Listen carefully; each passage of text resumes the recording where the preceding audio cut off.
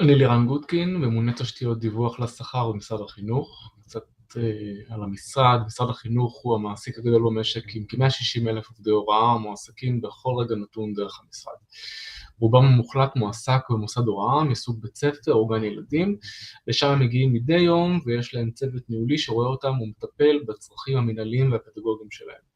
אבל למשרד יש אוכלוסייה שהיא קטנה בממדיו, במרכאות, אבל היא ענקית בכל קנה מידה אחר, שהם עובדי הוראה בתפקידי הדרכה. 7,000 עובדים שנבחרים מדי שנה להדריך עובדי הוראה אחרים, להטמיע שיטות הוראה חדשות, ובכלליות לשמר ולשפר את הידע המקצועי של צוותי ההוראה.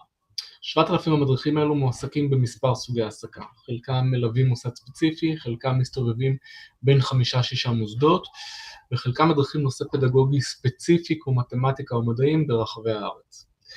עד אוגוסט 2025 העובדים האלו מילאו דוח עבודה ידני, בו הם תיארו לאיזה מוסד הם הגיעו ואיזו הדרכה הם ביצעו.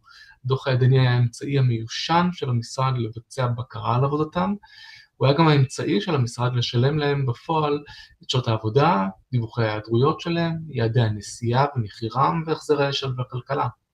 מרגע שהמדריך מילא את הדוח הוא היה צריך להחתים ממונה שמאשר, ואז הדוח היה מסתובב במשרד עוד ועוד עד שהיה מגיע לחשבות השכר לביקורת בתשלום. החל מספטמבר 2025, שנת הלימודים תשפ"ו, השיטה הזאת השתנתה עם הקמת המערכת החדשה,